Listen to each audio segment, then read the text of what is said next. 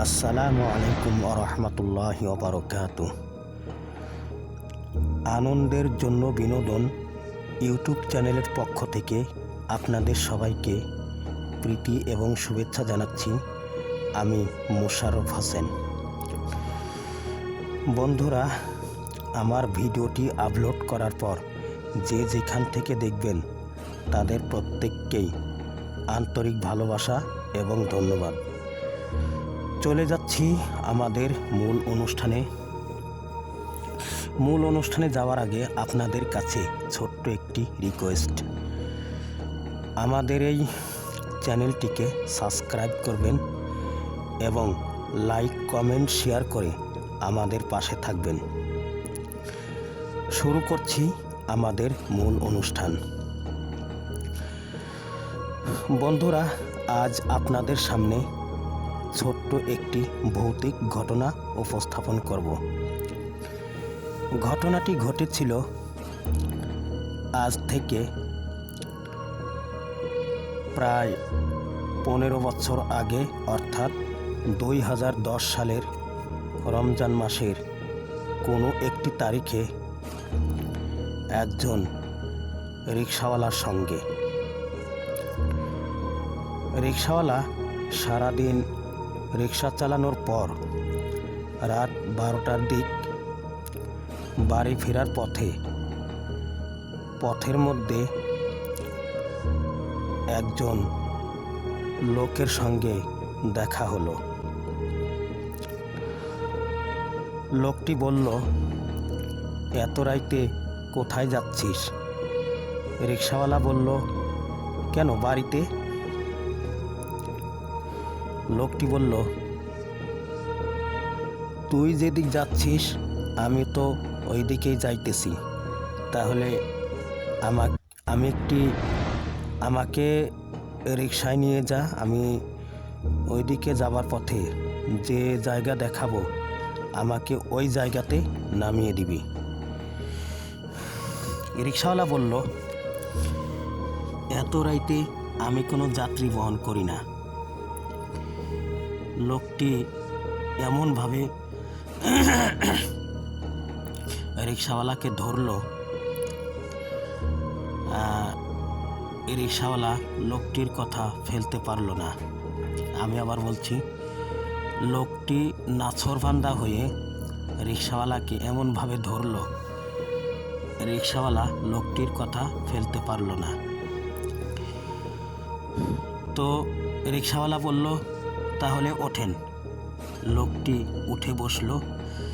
রিকশাওয়ালা একটা জিনিস লক্ষ্য করল, সে যখন রিকশা চালাচ্ছিল, সাধারণত মানুষ যদি রিকশায় বসে তাহলে একটু ভার অনুভব করা যায়, কিন্তু রিকশাওয়ালা সেটি অনুভব করতে পারল না। সে দেখলো সে রিকশা আগেও যেরকম চালাইতেছিল এখনও ওই রকমই। তো লোকটির গন্তব্য স্থানে আসার পরে লোকটি বলল, এই, এখানে থামা। আর সেটি ছিল একটি বাসার সামনে। রিকশা থামালে লোকটি হুড়মুড় করে নেমে দৌড়ে বাসার ভিতরে যাইতেছিল। রিকশাওয়ালা পিছন থেকে ডেকে বলল, কি ভাই, আমার ভাড়া দিয়ে গেলেন না? তখন লোকটি বলল, এখানে রিকশা নিয়ে একটু অপেক্ষা কর, আমি বাসা থেকে ভাড়া নিয়ে আসি। রিকশাওয়ালা তখনও বুঝতে পারে নাই তার সাথে কি ঘটতে যাচ্ছে।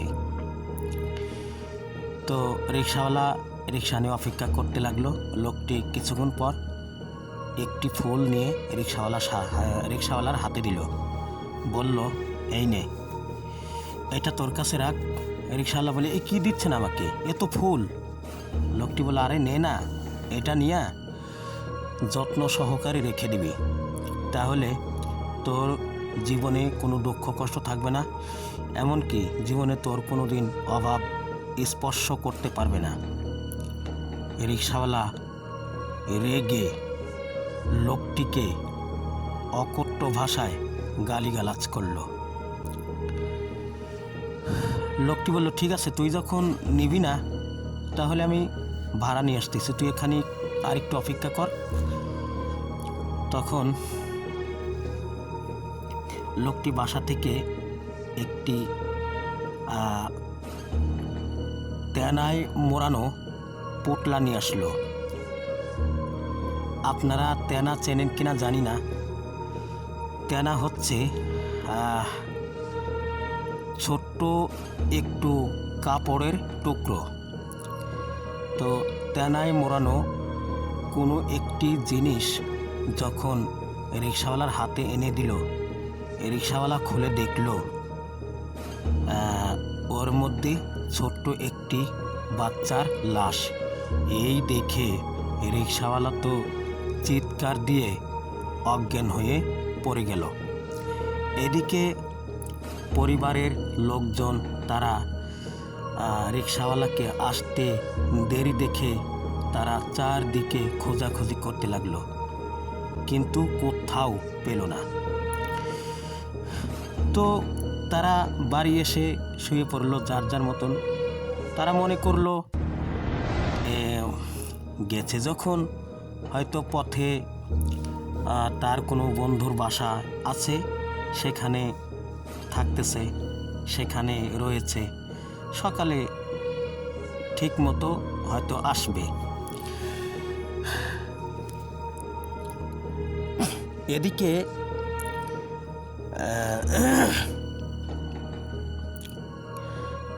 কিছু লোকজন ওই দিক দিয়ে তাদের জমিতে যাইতেছিল। কেউ, আর ওই সময় ছিল ধান লাগানোর সময়, তারা ধান লাগাতে যাইতেছিল জমিতে।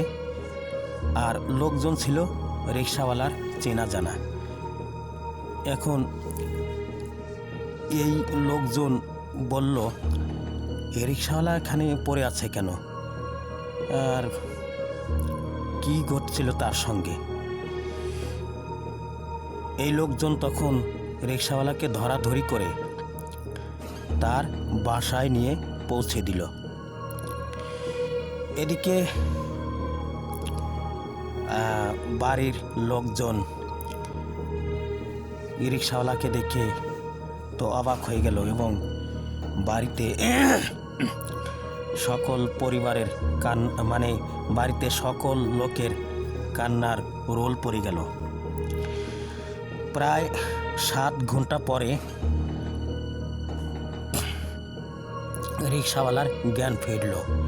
জ্ঞান ফিরেছে এরকমভাবে, কেউ তার মাথায় পানি ঢেলেছে, কবিরাজ এনেছে, অনেক কিছু করার পরে রিকশাওয়ালার জ্ঞান ফিরেছে। রিকশাওয়ালা জ্ঞান ফেরার পরে তার সাথে রাইতে যে ঘটনা ঘটেছে সব খুলে বলল। পরিবারের সদস্যরা তাকে কিছুটা বকাবকি করলো। বকাবকি করার কারণ হচ্ছে যে লোকটা ফুল দিল, তুই আনলি না কেন? রিকশাওয়ালা বলল যে আসলে আমি তো বুঝতে পারি নাই, কি আর করার। তো ওই দিন রাইতেই রিকশাওয়ালার প্রচণ্ড জ্বর এসেছিল। বন্ধুরা, একটা কথা বলতে ভুলে গেছি, আর এই ঘটনাটি ঘটেছিল পাবনা জেলার টেবনিয়া নামক একটি জায়গাতে। তো আমি মূল ঘটনায় ফেরত যাচ্ছি। তখন ওই বিকেলটা রিকশাওয়ালার জন্য ভালোই কেটেছিল, কিন্তু ঘটনা ঘটেছিল রাইতে। রাইতে তার প্রচণ্ড জ্বর আসে। সারা রাত জ্বরের চোটে সে আবোল তাবোল বকতেছিল। সারা জ্বরে ভোগার পরে সকালের দিক সে মারা গেল। মারা যাওয়ার পরে পরিবারের লোকেরা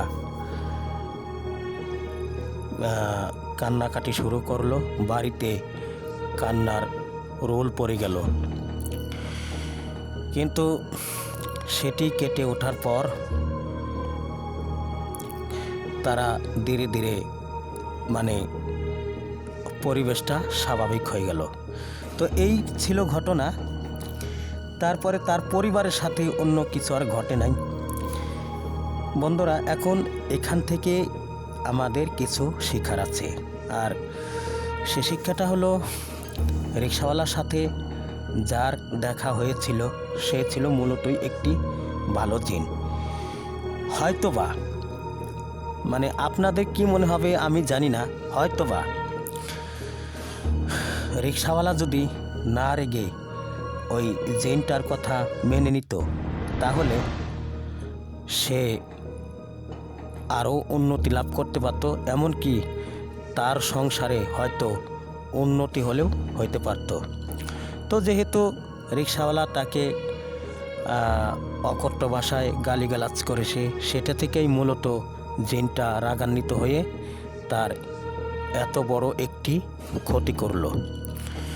তো বন্ধুরা, এই ছিল ঘটনা। আসলে আমি কথা বলতে পারি না বন্ধুরা, কথা সাজিয়ে গুছিয়ে আমি বলতে পারি নাই, যার জন্য এই অক্ষমতার কারণে আমি আপনাদের কাছে ক্ষমা চাচ্ছি। আপনারা আমাকে ক্ষমা সুন্দর দৃষ্টিতে দেখবেন।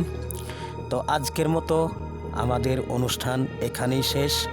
যাবার আগে আবারও সেই ছোট্ট রিকোয়েস্ট যে আমাদের এই চ্যানেলটিকে সাবস্ক্রাইব করবেন, বেশি বেশি শেয়ার করবেন, লাইক করবেন, কমেন্টের মাধ্যমে আপনাদের মূল্যবান মতামত আমাদেরকে জানাতে পারেন। তো আজকের মতো এখানেই বিদায় নিচ্ছি। আল্লাহ হাফেজ। আসসালামু